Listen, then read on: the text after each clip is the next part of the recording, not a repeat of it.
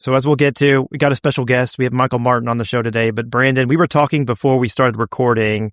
I asked if you had watched Pluribus yet. Your answer was no, right? You've let me down. I have let you down, but not intentionally. I've been trying to watch Pluribus. I keep hearing about it, and I'm a big Breaking Bad, Better Call Saul fan and Rhea Seehorn fan. So I will be watching it soon as the Thunder have a couple more nights off. Well, we'll let our special guest talk about any TV shows he's seen. Any recommendations, Michael? I would recommend The Chair Company for anyone who has HBO right now. Anyone who's watched Tim Robinson comedy, sort of the absurdist humor of that. It starts out basically of this guy at work who gets embarrassed because he falls backwards out of a chair. And then he goes into a deep dive on this chair company trying to, blame someone for him getting embarrassed, and sort of like uncovers this entire sort of like underground sort of shell company aspect of the chair company. And it kind of reminds me of Severance. I was saying earlier about he's doing all this research and people are like trying to stop him from finding out the truth, but it's really interesting. Well, I've heard several people talk about this show, and my question to every one of them is the show about a chair company? And every answer has been the same. The answer has just been yes, but no further explanation. So I appreciate that at least you're providing some other details about the show to get me interested. Yeah, no, it's not like The Office where he's just selling paper or chairs or anything. It's more so, he just has this weird, embarrassing thing that goes on.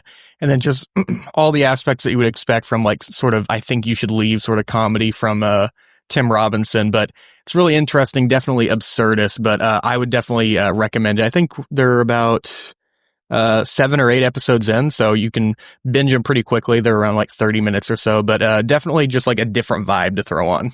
I'm a Tim Robinson guy, so I'm gonna start watching this. Good rec.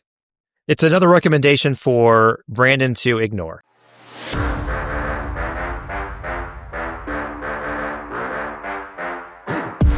Welcome back to the Daily Thunder podcast. I'm John Napier, publisher of Daily Thunder, and I'll be your host today. Alongside me, as always, is Daily Thunder beat writer Brandon Rahbar, and today we are joined by a special guest, Michael Martin. Michael, how would you like to introduce yourself? Sell us on something. So I am a Thunder beat reporter, content creator. My main thing is that I post stuff on YouTube where I do some different breakdowns of just like different film things. Throw a lot of movie references, pop culture references in there. And then you'll also see me on Twitter posting some different fun jokes and reporting on the team, as well as some shorter clips from interviews and stuff like that.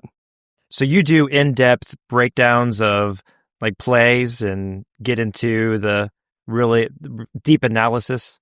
Not necessarily just all X's and O's hardcore stuff, but basically just different observations I have about things. Like I'm working on something with Isaiah Hartenstein right now where, just some of his DHO stuff, sort of how he impacts the boards. But it's the way I like to tell people about it is that like, it's like intricate basketball stuff, but it's served in a way where it's not like so overbearing, where if you're sort of new to it, it's going to be something where it's overwhelming, where you think it's too much.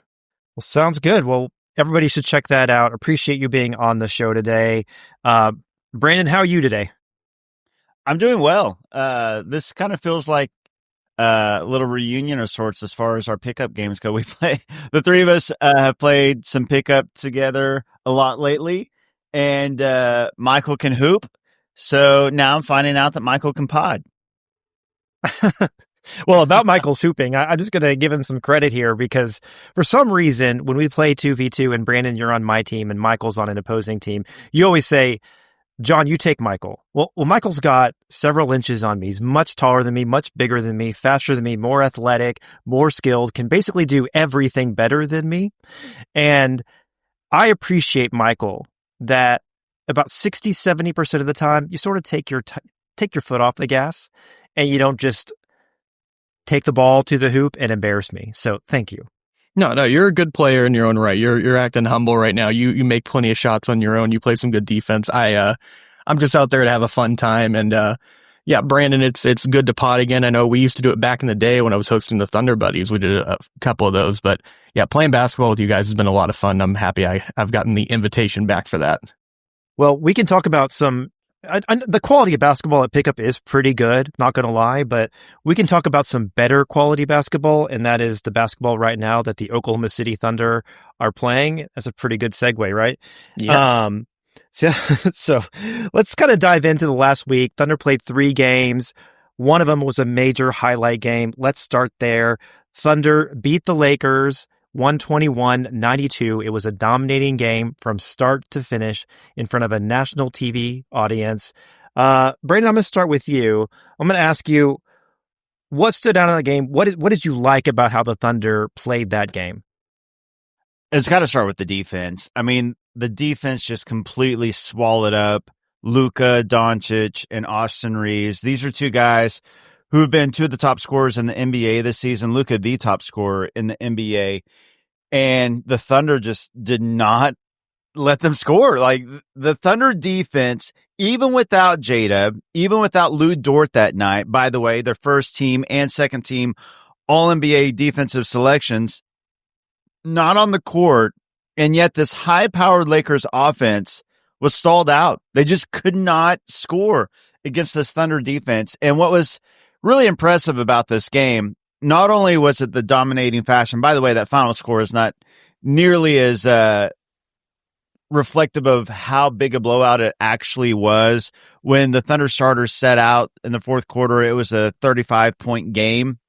But to me, what really was impressive was this was the second night of a back-to-back, and they just dominated the Warriors on their home court the night before, a fully healthy Warriors team.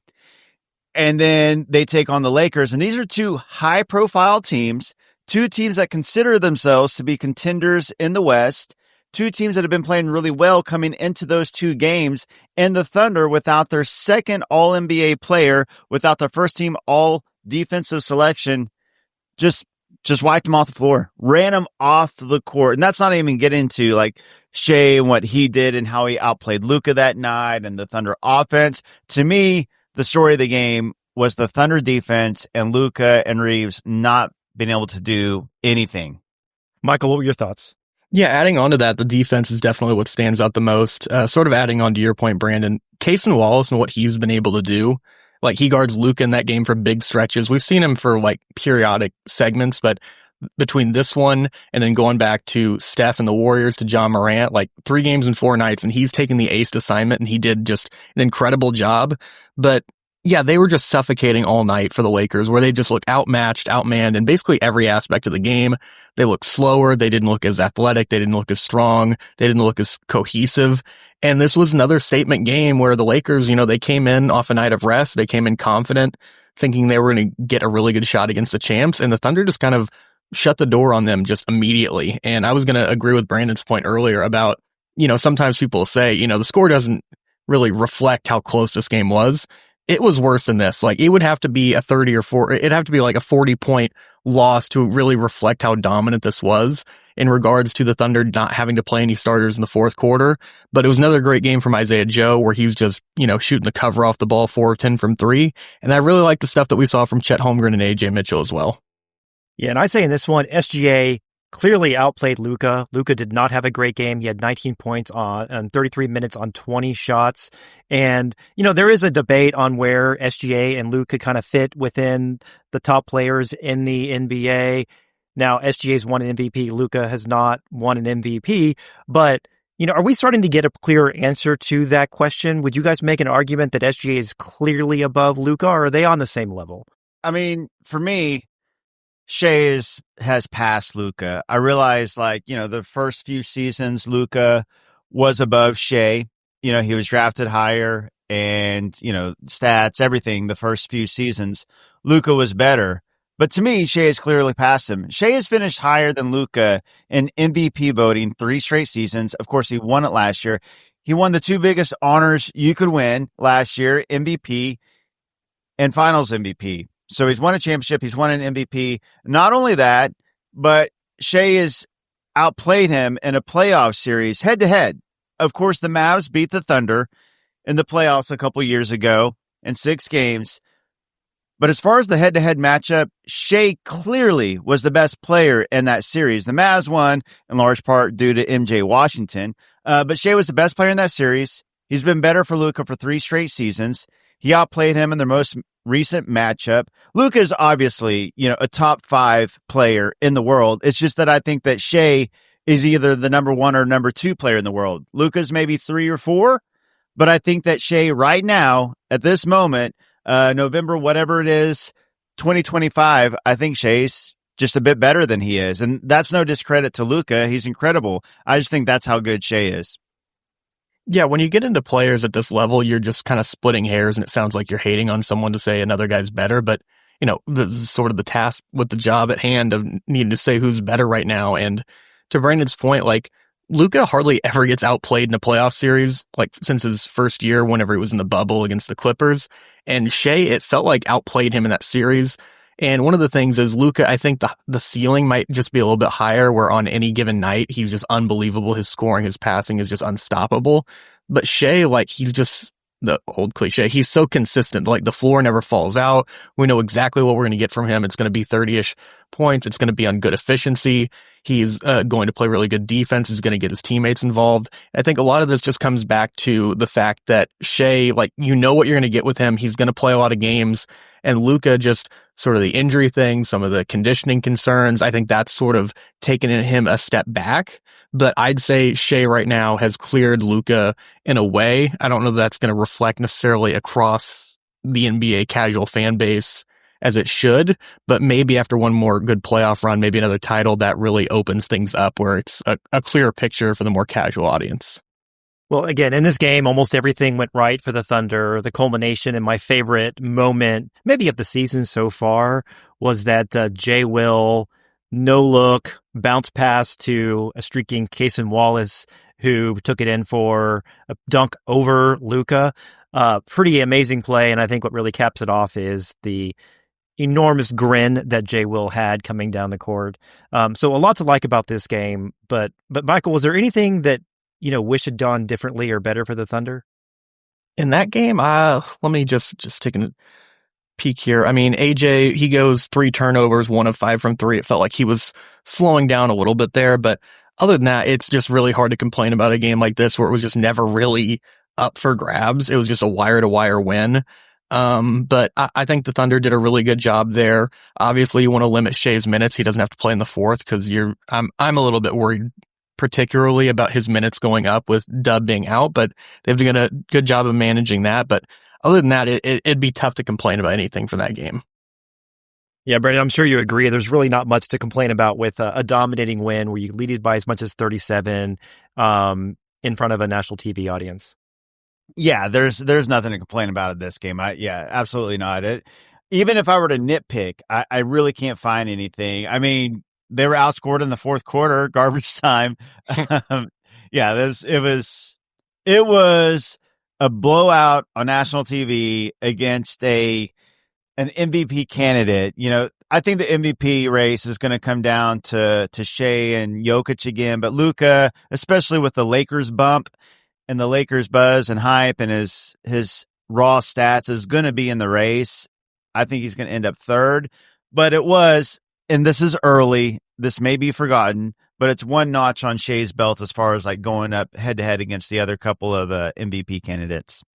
Well, let's talk about the next couple of games, and I'm going to talk about them together because, kind of ho-hum. I mean, the Thunder are good. They're going to beat teams like the Hornets and the Pelicans without breaking much of a sweat. I think that was the case in both of those. They won them in a little bit different ways, as the Hornets were kind of pesky early, and then the Thunder flexed and ran away with that one. And then against the Pelicans, the Thunder were dominant very early and sort of just held the Pelicans at arm's length, despite a little bit of a run that the Pelicans made in the fourth quarter. But between those two games, Michael, what stood out as some of the positives, some of the great things about the way the Thunder handled their business against the Hornets and the Pelicans? Against the Hornets in particular, I really loved the aggression we saw from Chet. It seemed like he was just all over the place. I made the joke that he looked like he downed a 5-hour energy before he went out on the floor. He finishes with 25, 8, and 2 on 50% field goal. He takes 20 shots, which is not normal for him. I just thought he looked spectacular in that game. And then onto the Pelicans, the thing that stood out to me was just how dominant they were. I mean, I feel like dominant is a word we're going to be using a lot throughout this pod. but just how easily they got out in front. They scored like 49 in the first quarter. And it was never really close. And then maybe we can talk about this a little bit later, but the way they guarded Shea in particular, it reminded me, like, because they were just not going to let him get shots off. He gets 9 shots off. That's the least amount he's had since his first year in OKC. It reminded me a lot of Russell Westbrook's triple-double season, the first one, the MVP one, playing against the Suns on the road, where they just like refused to let him pass it to anyone, where it was like almost that was their win, was trying to not let Shea get this continuous record of 20-point games consecutively. But overall, this was another great run for the Thunder, where they took care of business in the exact way that you would want, other than those little scary moments where their foot kind of fell off the gas, like you mentioned, John, against the Pelicans. Yeah, and you make a good point about Shea, because I think it looked like his 20-point streak was potentially in danger in this one. He did take 9 shots, as you noted. He did have 8 assists. He was passing the ball well. He had 3 steals, but they were being very aggressive in the way that they were defending him. It resulted in him taking a lot more free throws than we had in the past. Like, his free throw rate has not been very high this season. I don't know if the refs got the NBA. No, I'm just joking. But like in the first 2 games, he had quite a few free throws. And since then, he really hasn't had very many big free throw games. But this one, he did hit double digit free throws. And I think it might have been the way that the Pelicans were defending Shea. Brandon, what about you? What did you like from these 2 games? Yeah, I'll piggyback off of what Michael said about Chet. I thought Chet in both of these games was awesome. 25 and 26 points. Again, like Michael said, very aggressive. He's shooting the ball so well. His mid-range game has become a real weapon, which is going to pay off big dividends. You get into a playoff series and you have Shea, Dub, and Chet who can all score at 3 levels. That is going to be really, really tough to defend. And it's an element that I think that the Thunder didn't really have last year. Plus, you add an A.J. Mitchell into the equation as far as scoring goes. But Chet, in these 2 games and all season, has been so good. And then the other thing that stood out to me is Shea's 3-point shooting. Like in both of these back-to-back games, went 3 of 4 from 3 and 3 of 5 from 3. He's now shooting 38.6% from 3 on the season. He is absolutely right now flirting with a 50-40-90 season while scoring 32 points a game. If he were to accomplish that, now this is very tough. He'll have to obviously keep that 3-point trajectory, keep going. If you take away his first game against the Rockets where he went 1-9, he's over 40% from 3 on the season. He's been shooting the ball really, really well. And obviously 90% from the free throw line is very, very tough, even for the most elite of shooters. But big if, he were to score 32 points a game while going 50-40-90 shooting splits, I mean, it would be the greatest 50-40-90 season we've ever seen.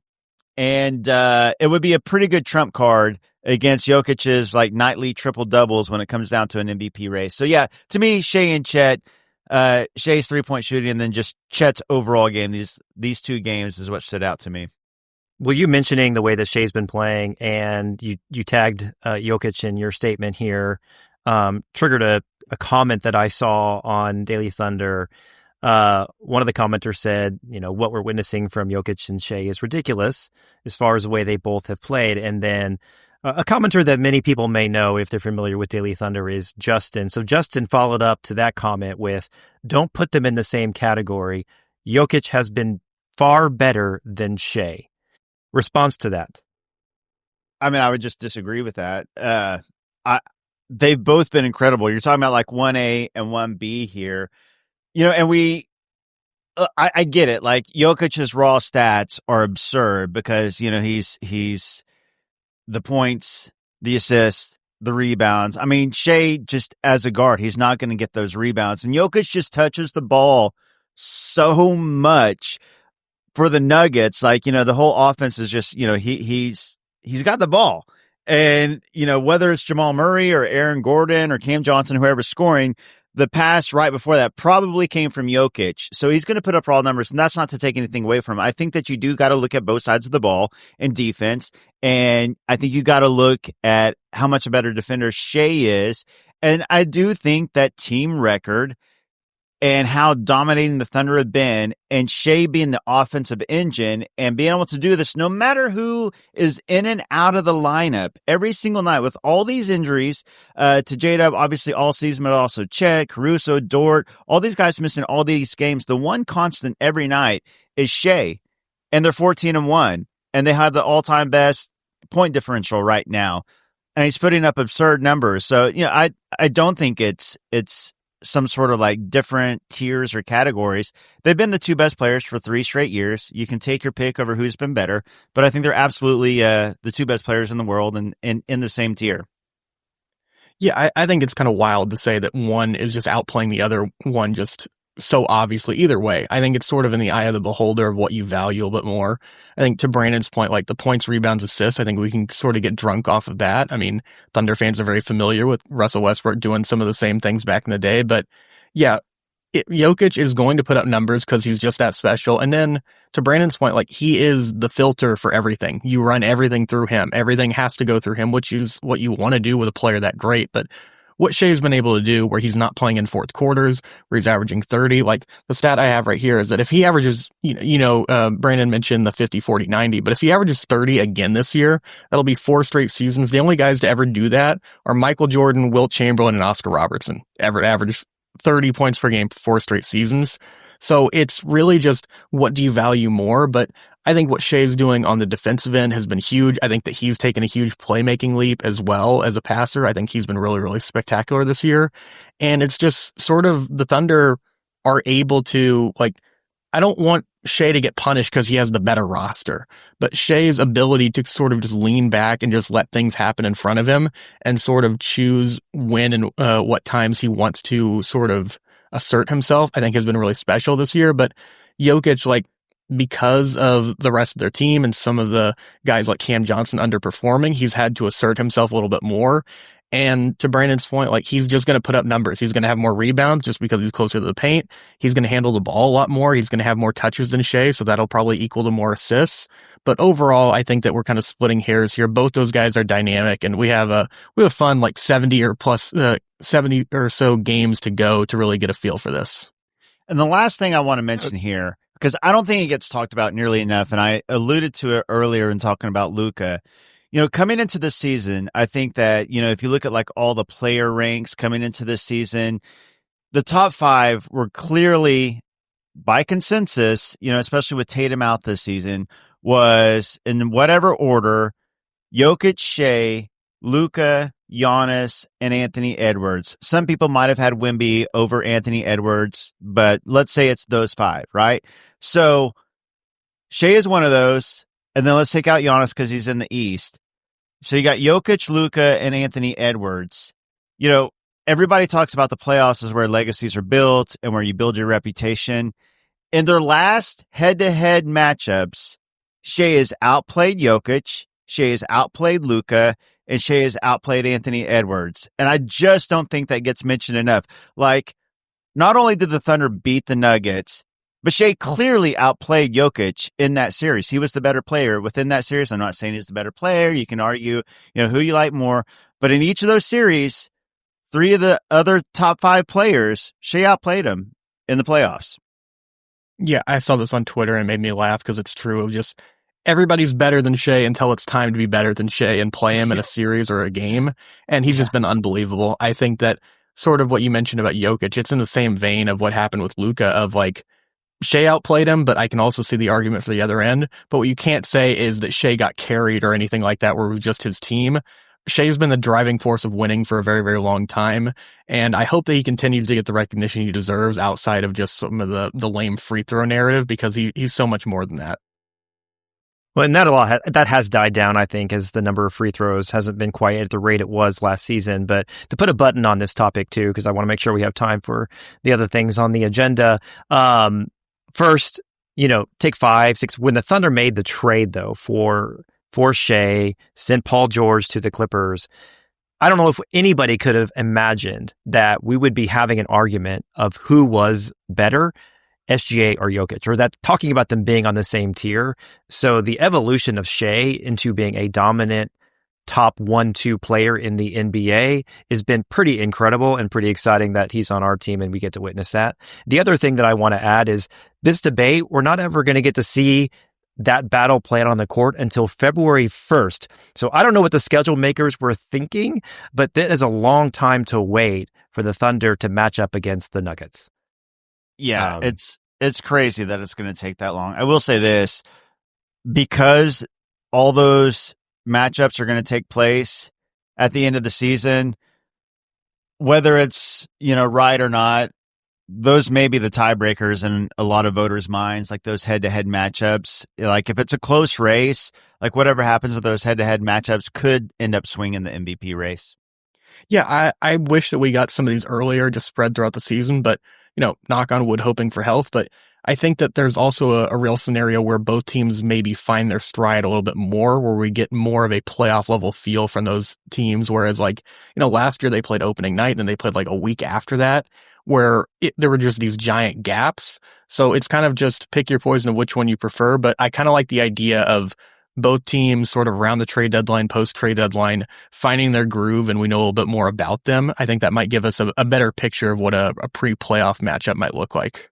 Well, let's move on. And, we've already talked a little bit at different points about how well Chet Holmgren has been playing, but I want to dial into that a little bit more and get you guys' thoughts on, is Chet really stepping up? Is he finding his groove in a special way right now? Because over the last 5 games, he's had 21 against the Grizzlies, 23 against the Warriors.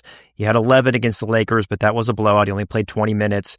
He had 25 against the Hornets, and he had 26 against the Pelicans. He's been on a heater lately. He's also been rebounding really well. His blocks are up. His three-point shooting has been excellent over that stretch. Is Chet finding his groove? Is he finding that next level? And is he positioning himself to be an all-star? Michael, what do you think? I think he's definitely positioning himself well for that. I mean, team record is going to be one thing that really goes in his direction. Brandon touched on it earlier, but his mid-range production has been a big thing. I think that people can make the jokes, and it's not always the most noticeable with Chet, the weight and muscle that he's added. But I think that's really helped him in sort of just his base to get off some of these shots from the mid-range. But that's been a big piece for him of it's not just play finishing of it's a three or it's a dunk. The fact that he can sort of self-create on his own, I think the passing has shown up a little bit more there. And then I think the only thing you can really poke holes at are the turnovers. But the thing with Chet is since he came into the league, he's only been playing in games of consequence, where a guy like Wemby has been able to play in some games that don't matter as much, where he can sort of just test drive some skills. But Chet from start to finish throughout his career has been really spectacular. And I think we're seeing the next level for him as a young player. Yeah. Brandon, what do you think? Yeah, I agree completely. He's averaging right now basically 20 points a game, 8.3 rebounds, 1.6 assists, 1.3 blocks. But here's what really stands out to me. We talked about Shea possibly going for 50, 40, 90. Chet is firmly in that conversation as well. He's averaging 59.1% from the field, 40.4% from three, and 86.3% from the free throw line. Again, I talked about earlier, shooting 90% from the free throw line is really, really tough to do. So the fact that he's even in that territory is pretty impressive, especially for a guy that's 7'1". You just don't really see that. But he's almost flirting with a 60, 40, 90 right now. He's been phenomenal. He's got a 71% true shooting percentage. These are all-star numbers that Chet is putting up right now. And maybe we see it this year. Chet, I think, was on an all-star trajectory last year before he got hurt. And of course, J-Dub was so incredible last year, became an all-star, all-NBA selection, all defense. Maybe with, J-Dub unfortunately missing all these games, maybe he comes back in time and is able to qualify for these, postseason accolades as well. That's the hope.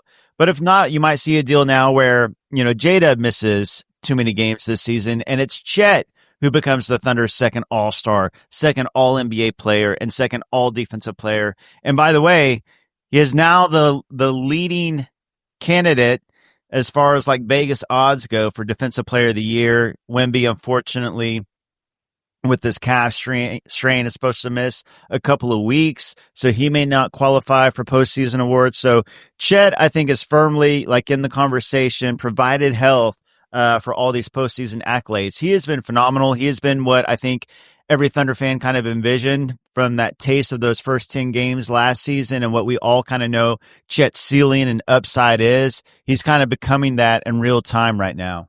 And something I'm going to ask you guys is, Isaiah Hartenstein has been playing really, really well this season. I mean, he's sort of taken a step forward and finding his spot here within the team. And that includes playing alongside Chet Holmgren. I think that the Twin Tower double bigs lineup, early returns on that weren't great because they were trying to find out how to play with each other. I think they figured it out. How much do you think about like Chet's improved play this season, along with Hart's improved play this season, is improved by the fact that those two guys play alongside each other so much? Go ahead, Michael. I mean, they're just way more comfortable together. You mentioned earlier, but the minutes they played last year, some of it was also coming off of Chet with this major injury, so he wasn't himself at all. Hart was still adjusting to the team. He missed a lot of time on his own too, but these two guys, like they mentioned in training camp, that they worked out together a lot over the summer, and you're just seeing sort of the comfort level for both those guys, where Hart looks better as a finisher. I think Chet looks more comfortable playing off screens and playing off the ball a little bit more. But this is just sort of what you would expect and hope to see from two guys who are really smart, really close, and who want this to work, that they're finding different ways to play together and sort of mesh their games. Because at first, like it was going to be an awkward fit of Hartenstein's played a little bit of double big with some other guys, Chet not really, other than J. Will and Stints. So there was going to be some stepping on toes, but they've really, really worked to make this work. And it was a massive piece of last year and in this year too, especially because of just some of the injuries that they've had to a lot of guards and wings. They've had to sort of, Mark's talked about this, dive into the double bigs more just out of necessity to get the best players on the floor. But both those guys have looked awesome, and even J. Will when he's played in those stints with those guys as well. Yeah, Michael nailed it. I don't really have much to add to that. So I'll just kind of, brag on Isaiah Hartenstein here for a second, because I think he's kind of become the Thunder's most underrated player this year because, obviously Shea, the MVP, Chet stepping up into that all-star position, AJ Mitchell becoming the 6th man of the year candidate, like kind of for most people out of nowhere. So all the while, Isaiah Hartenstein has just kind of become a double-double machine. He's averaging 13 and 11, shooting 69% from the field. I think he's just been so good and so key to the Thunder's dominance this season, especially with J-Dub out. Like, you need all these other guys to step up with J-Dub out. And Hartenstein consistently, every single night, has been so good on both sides of the court. And yeah, the growing chemistry between the two bigs is a really, really encouraging sign for the Thunder. The Thunder didn't really add anything to this roster in the offseason besides the rookies, like Thomas Sorber, and he's unfortunately out for the season. Nikola Topic out for the time being, of course. So you look at the roster and you're like, okay, so how are they going to improve? Obviously the internal development, because the guys are young and they're going to get better. But then you hope for things like this, like the double big lineups. The more they play together, the chemistry grows, they get better together. And that is one of the ways the Thunder can get better, is this double big lineup. And they have been, and they still have, most of the season to go to continue to grow that chemistry. So very, very encouraging for the Thunder. Well, to wrap up this segment, I'm going to put you guys on the spot here and see if you go on record. Since you mentioned Hart, Brandon, this is a thought that just occurred to me. He took a 3 against the Pelicans. It did not go in. But bets here. Will Hartenstein make a 3 this season? Yes or no? Brandon, what do you think? 100% yes. I feel it in my bones. I've said this since the offseason. I think all I need is one, Hart. I just need one. He's going to do it, just like the law of probability and the odds. And he's not a bad shooter, I swear. Like when he was with the Clippers, it was a very small sample size, but he hit, a decent amount of threes with the Clippers. I know he can do it, whether it be a half court heave at the end of a quarter, whether it be the end of a shot clock, whether it be a blowout, and, he puts up a 3. At some point, Hartenstein is going to hit a 3 this season. Put me down as a yes. All right, Michael, I'll you a yes say or no? yes as well. I think he's due, which is something I say a lot when our pickup basketball runs after I miss a lot of threes and finally make one. But I think he's due for one. It really just comes down to, like, is he going to get discouraged and stop shooting them, or is he going to keep going? I don't think he's a bad shooter either. Yeah, back to his time with the Clippers. I remember doing some research on that of, like, most of his threes that were made came in games where the Clippers were up by like around 20 or so, but luckily the Thunder are going to be up by a lot this year as well. So I think he makes one. Maybe it is like a Steven Adams, like touchdown style three where he throws it from beyond half court with one hand. But as long as he doesn't get discouraged and keeps putting them up, I think he's bound to at least hit one. And you raise a good point, Michael. That's my thought, that the Thunder have these big leads. You know, when he took that three, they were in no danger of losing to the Pelicans. I think the Thunder, every so often, in these games where they've got a really big lead, they run a play for Hart to take a three and get him some attempts up, and one is going to fall. We need to see an Isaiah Hartenstein three, so I'm also going to go on record and make that a yes. So for this next segment, let's take a step into the future. And, you know, with the Clippers not being very good so far this season, with the Jazz maybe being better than people thought, or at least to this point having a record better than people thought, you know, there are dreams that the Thunder may have 4 first-round picks next season. So what they currently own is the Clippers' unprotected first-round pick, which is looking a little bit more lucrative now. They have Houston's first-round pick, which is top 4 protected. They have a Jazz top 8 protected first-round pick, but that one, if it does not convey, it's gone. And they have the 76ers top 4 protected first-round pick, as well as their own. But between the OKC, Houston, and Clippers picks, Oklahoma City gets the best 2. The Wizards get the worst one. So that could, again, result in 4 picks if the Thunder land the Jazz pick. All right. Predict the future. Will the Thunder get that Jazz pick this season, Michael? I don't think so. I think the Jazz are going to take a nosedive here pretty soon in terms of they know how talented this draft is. I think they're still looking for the guy to build their roster around. And I don't really think that there's a whole lot of motivation for them to push for the play-in, push for the playoffs just to get waxed in the first round. So I think that there will be, obviously, some picks have to convey, but I think this Jazz one, I'd be pretty surprised if it ends up coming through to Oklahoma City, just because I think that it favors the Jazz so much more to kind of go the opposite direction from trying to win here, to try to take the bigger picture of the long term. And Brandon, how optimistic are you that the Thunder could get a lottery pick from the Clippers? I would a lottery pick. I'm pretty confident in a lottery pick from the Clippers. Like, as far as like the dreams of, you know, a top 4 pick from the Clippers, I'm not quite as optimistic, because here's the bad news about the West this season as far as the Clippers pick goes. Coming into the season, everyone thought the Jazz were going to be the only tanking team. Like, every other team was going to like be talented and be trying for the playoffs. Well, the Pelicans, the Kings, the Grizzlies, the Mavs, they're all kind of bottoming out. And like Michael said, I expect the Jazz to pivot towards tanking at some point as well, regardless of what, you know, their GM may say, because they're going to want to keep that pick. So I think that the Clippers will, I don't know if they'll make the play-in, but they will be right there, like in the play-in territory, just because they have no motivation to tank and they're going to keep trying to win. Whereas the other teams in the West that I just mentioned will probably bottom out. Now, I guess the positive side of that, the flip side of that coin, is that could help the Jazz pick, like, you know, push closer to 8, even if they try to tank. If all these teams from the East and these other teams from the West are all fighting to tank, that could help the Jazz pick. I agree with Michael. I ultimately don't think that the Thunder will get that one, but the fact that we even can have this conversation is better than anybody thought going into the season. I think we all just said RIP to that pick coming into the season. There was 0 chance. At least there's a slight chance for the Jazz pick. I think the Clippers will probably end up either making the play-in or just be right outside of that territory. I don't think this is going to end up being like a top 5 pick, but I do think that it'll end up being a lottery pick, probably like a late lottery. Hey, the 12th spot has kind of been the sweet spot for the Thunder as far as like picking players, and I could definitely see that Clippers pick being around the 12th spot this season.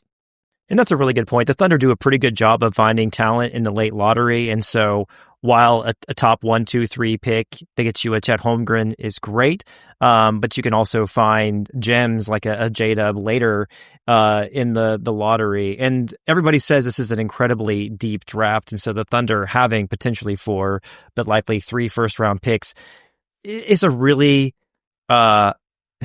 enviable spot for the Thunder to be in with how good they are. But I think a question I have is, they come in with 3 picks into the draft, 1 in the lottery, let's say. What at this point, what kinds of players should the Thunder be looking at targeting? What kinds of, positions could this team add that would add more depth? Are we looking to try to identify, hey, here's a replacement for this player because of the contract situation and the cap situation and the tax situation? Michael, what do you think? I think if we're just going based off an archetype, I think that I would try to target another wing size player other than J-Dub, Kenrich, and Wiggins to an extent. They don't have a lot of guys in sort of that mold. They have a lot of guards. They have some bigs. I mean, Sorber, who knows what's going to happen with him? Topic, we hope he gets well. That's up in the air, obviously. But the Thunder are in a good position where they can kind of just take whatever Sam deems as the best player available or the best fit because they're able to play double big. They can play with a bunch of guards. But I think if you're just looking at one position and saying that's what they need, I think that sort of the athletic wing 3-and-D sort of 6'9" rangy guy outside of Dub is another thing they could add that would really help. What do you think, Brandon? Yeah, completely agree. If I were to pick one specific type of player, it would be a wing. That's exactly what I would look for. But ultimately, I would, again, agree with Michael and just go with best player available. Like, the Thunder are so talented. They're so deep. Just take the best player available. And this draft is deep. If I were to guess, like, this is just complete, like, spitballing here, but just kind of based on the picks, I don't think they end up getting the Jazz pick. Although, again, the fact that it's in the conversation is nice for the Thunder. Let's say it's like the 12th pick from the Clippers. Let's say it's like the 16th pick or the 18th pick from the 76ers. And then, like the 26th pick or something like that from the Rockets. Like, you could be looking at like 12, let's say 17 and 26. The Thunder are not going to pick 3 players in this draft. When you look at this roster, I think that you'll see them do what they've done and kick a can down the road, maybe kick 2 cans down the road, maybe try to use those picks to move up and draft a guy that you really like at, say, number 7 or 8, although that's very hard to do. But the Thunder do have the ammunition if they really, really want somebody to go and get somebody. We saw them move up 2 spots a couple years ago to get Case and Wallace. That obviously very much worked out. So maybe you could see a situation like that where they move up from like 12 or 13 to like 9 or 10. But ultimately, I think they take 1, maybe 2 players from this draft and then kick a couple of cans down the road. Well, let's go back to the present. We've had some fun thinking about the potential future and the embarrassment of riches that the Thunder have. And I mean, I kind of asked the question, do the Thunder have too many draft picks? But that's a good problem to have. But the Thunder up ahead this week, they play the Kings again, the Jazz, and the Blazers. Should be a 3-0 week for the Thunder. But Brandon, I'm going to start with you. If the Thunder don't win 3 games over the next week, what do you think went wrong? I just don't see a scenario. What would go wrong? Like load management or, some unforeseen thing like that? Like, as far as like playing these 3 teams, especially you get the Blazers now at home. Plus, the Thunder are going to remember the one loss they have on the season was that Blazers game where they were up by 22 points. They're going to be motivated to win that game. They're going to be motivated to win that Jazz game because it's an NBA Cup game. Tonight, Sabonis is out for the Kings. The Thunder are favored by 18.5, which is just an absurd line in the NBA. I don't see a scenario where the Thunder don't go 3-0. They are just so much more talented than these 3 teams. And as we've seen, the Thunder just do not take nights off. They attack every game aggressively, whether it's, the Lakers or whether it's the Hornets or the Kings or Jazz or Blazers. So I think with the extra, like the one team, like if everything goes right, just because they are high effort, high defense, high energy is the Blazers. But again, this time it's at home and the Thunder may have a little revenge on their minds. I just don't see a scenario where they don't go 3-0 and end up 17-1. All right, Michael, over to you. If the Kings, Jazz, or Blazers beat the Thunder, what did they do to finally take down the champs? They all turned into prime Steph Curry from 3, and the Thunder all turned into Ben Simmons from 3. I mean, that's about it. It would have to be just an outlier shooting performance. The Blazers are the best team of that 3, like Brandon mentioned, but the Thunder, they're going to have their eye on them. They're going to be a motivated bunch coming into that game wanting to avenge their one loss. But I mean, I made this point in an article like a week ago of like, when's the next time Shea's going to play in the fourth quarter? Let alone wins. I don't know. I think maybe out of the 3, maybe one. I'd like to hear your guys' opinion. I think he plays in maybe one fourth quarter out of this stretch. Yeah, I would agree with that. And it'll be either the Jazz because it's away and, Lauri Markkanen or Keontae George, to your point, may get hot from 3 and go off. We've seen that from the Jazz. They've been surprisingly competitive, like we've talked about, or against the Blazers just because, they're hard-nosed and high effort. So maybe Shea plays in one of those fourth quarters. I would say, I'll say he'll play in one of those fourth quarters, whether it be against the Jazz or the Blazers. I don't see him playing in the fourth quarter tonight in Oklahoma City. I don't see without Sabonis how the Kings are going to be competitive tonight. I'd be a little disappointed though if Shea has to play a fourth quarter, but if Mark had, well, Mark's not going to do this, but the Jazz game being a cup game and that differential may matter when it comes to seeding, that would be the game to play Shea into that fourth quarter a little bit when the Thunder have a 30-point lead to make sure it sort of stays around that 30-point margin and doesn't get down to 17. But I don't think that's going to happen. If they're up big, Shea's going to sit in that fourth quarter regardless of the cup status of that game. Yeah, I think if they wanted to push the lead, all they would do is just play AJ a little bit more. But I think that the long-term Shea is just the number one priority. Him and Chet and some of these guys are just resting them. But luckily, the Thunder we've seen throughout the season are just so deep that you can sort of like pseudo still make that push even without your best guys. And to the point we made earlier about the Jazz, like they aren't necessarily in a position where they should want to be winning some of these games. So it might be a perfect storm of Shea also gets to rest while the Thunder also can pad onto their lead a little bit here into the cup play. Well, Shea may have to play that fourth quarter of the Timberwolves game next Wednesday. We will talk about that game on next week's podcast. But that one is an ESPN game with the Timberwolves coming to town, a rematch of last season's Western Conference Finals. Well, we really had a good pod here. It was great having a kind of two-headed monster between Michael and Brandon on the pod. So, Michael, I appreciate you joining us today. Yeah, I'm glad to come on. This was a lot of fun. Hopefully we can do it again. Yeah, Michael, thanks for joining us. And hey, John, don't sell yourself short. This was a 3-headed monster, man. Oh, well, I'll take that compliment. And I think that is a great way to end the show. So that's all the time we have for today. Thanks for tuning in to the Daily Thunder podcast. I'm John Napier, host of the podcast. And we have Brandon Rahbar, Daily Thunder beat writer, and Michael Martin on today's show.